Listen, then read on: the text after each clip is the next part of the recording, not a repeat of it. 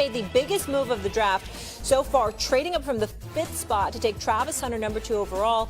Hunter, the two-way Heisman winner, went from potentially being in Cleveland or New York to Sunnyside, Florida, not too far from his hometown of Georgia. The Browns moved down 3 spots with the trade. Cleveland received the number 5 pick, a 2nd-round pick, a 4th-round pick, and a 2026 round pick from the Jags, who received the number 2 pick, a 4th-round pick, and a 6th-round selection, sources telling our Adam Schefter. Here's Jacksonville's latest star on the surprising turn of events. It was super exciting. My family was super excited, and I always had that small belief that I would be in Jacksonville, but I didn't know for sure until tonight. So I was definitely excited and surprised a little bit. I haven't really talked to them. I think they was waiting for this special moment to go in and dive in deep into what their plan is. So I think I just fit the culture in Florida. I'm from Florida, so I think my play style fit the culture. I just did my best Duval back there, but I got you, Duval. Couldn't be happier for him. Now, that is just pure elation and joy. Amina, are you surprised the Browns traded out of the number 2 pick?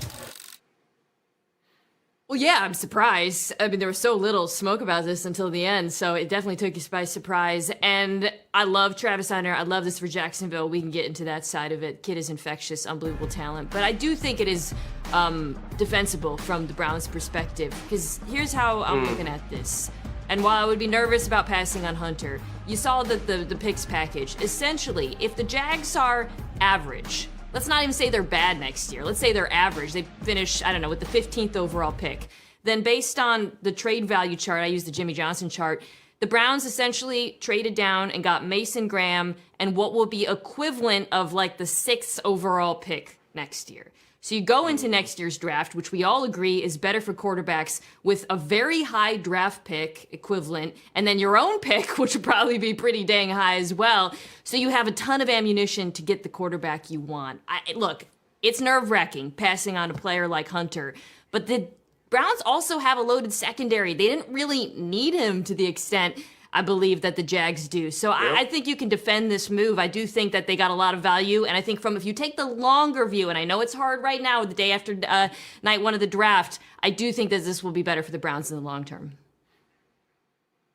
I think that's what happened, though. You're in those rooms. I'm sorry, you go ahead, Stephen A. No. I said go ahead. You go. Go ahead. Yeah, like you're in that room, Mina and Stephen A, Molly, you're having that conversation and you're going to Jim Schwartz if you're Andrew Berry and you're saying, how are you going to use him? Let me know what you want from Travis Hunter. And you're talking to Kevin Stefanski. How are we going to use him? Let me know what you want. And I think they got to a place where they realized defensively, we really weren't going to use Travis as much as maybe some other teams will. And if you don't use him on both sides of the ball, I believe you lose value for him. And so now you do trade back. You still get a really good player in Mason Graham, exactly where we thought he would go to Jacksonville if this trade wasn't made. But it's about building for the future. When you have an owner that just comes right out and talks about the quarterback that's still in your building and goes, we had a big swing and a miss, we got to fix that. This is taking steps to fix that without hurting the team. Yes, Travis Hunter is going to be a transcendent player. Yes, Travis Hunter is a unicorn. But for the Cleveland Browns, this was the move to make because I don't believe they would have got full Travis Hunter experience, and it allows them to set themselves up for next year when there should be better quarterbacks to pick from. I don't disagree. I mean, everybody's been raving about the Jacksonville Jaguars getting Travis Hunter as well as they should because we all know that he's a great kid. He's a stud, and he can play both sides. He's a unicorn, as you said yesterday. And we know what tangibles he brings to the equation, especially considering the fact that Trevor Lawrence is 22 and 38 as a starter. Now you got an additional wide receiver to throw the football to. If this brother shows up and can produce the way we know that he can, Trevor Lawrence has an additional weapon, and you're taking care of your $55 million a year investment in that quarterback. So I got that part for Jacksonville. What I like about it for Cleveland is that Cleveland is basically doing what it could, or basically went about the business of doing what it could to make up for the whole Deshaun Watson signing, because you went out there and you traded down, you kept the 5th pick in the draft, all right? And in the same breath, you got a 1st-round pick, the equivalent of the 6th overall pick in next year's draft, plus you got a 2nd rounder, plus you got a 4th rounder. This is you trying to recoup assets, meaning that you're acknowledging what you gave away. You're acknowledging that it may have been a mistake. You're acknowledging that, you know what, we've got to retool and we've got to refocus. And so I like what Cleveland did. I don't have a problem with it. All right, we're going to leave it there, guys. Shedeur Sanders will fall to the third round. Graz, is that an overreaction? It's not an overreaction because it's possible. How can we say we're sure that he'll go in the second? Like, you don't know what's going to happen. People could trade up. There could be a run on tight ends. There could be a run on running backs, and then all of a sudden he gets pushed back to the point where I keep saying the Steelers could end up getting him anyway. But do I think this is likely? No. But is it possible? At this point, I think you have to say yes. There's a board of quarterbacks still sitting there. It might be maybe no quarterback goes in the second round. Shuck was a trendy pick coming in. Kyle McCord out of Syracuse. I mean, there's some names out there that people projected to be third-round picks. The year that Kenny Pickett got picked by the Steelers in the first round, no one else did at quarterback, and no one got taken in the second round either. So it can happen. Can we stop with the Kenny Pickett slander, please? that wasn't slander. That wasn't slander. Can we just stop? All I said about him is he's a first-round pick. Yeah, understood. Opposite of slander. Orlowski, you were a day one pick, Nick. He was. I was a day one pick. Day one pick. Back when the draft was 1, 2, and 3. They wrote about it in the newspaper. Orlowski, your thoughts on maybe Shedeur sliding? Yeah, I think Shedeur goes tonight. I think Shedeur ends up going in the second round. I would love for the Raiders to pick him. That's been the team that I really believed was the ideal place for him.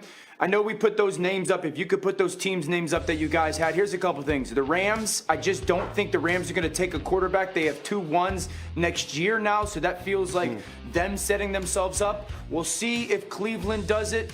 The interesting thing, the part about Cleveland is them not taking a quarterback in round 1. Are they just kind of cashing in this year and going, we're gonna take all those picks for next year and maybe move up and try to go get a quarterback next year? And so, the interesting thing about tonight really will come down to this. Do teams sit there and go, yeah, I want to roll the dice on Jalen Milroe because he's so physically talented, and that's where we're gonna take a second round pick, invest in potential, or are we gonna take that second round pick and invest in kind of a more known commodity in Shedeur Sanders and just the philosophy behind that? And it's interesting, too, because if you believe the Browns are going to be bad enough to be in a position to have a top overall pick next year, they could start the march for Arch now if they wanted to. Swagoo, looking at it, big picture, again, this isn't an indictment on Shedeur. It could just be one of those years that Graziano alluded to before, that the rest of the quarterbacks would slide down to the third. In your mind, do you agree with that? Yeah, potentially he could. Like, I'm one of those ones I had to come around, like, and realize that these second-round picks are as valuable to these organizations as the first-round guys. And that's something that I just wasn't abreast to because I hadn't talked about second-round picks a lot with guys that covered the draft. But if you got coveted guys, offensive linemen, defensive linemen, that you think can be really good starters for you, if you go to the point, like we talked about, and still wide receivers on the board that people want, I think Shedeur Sanders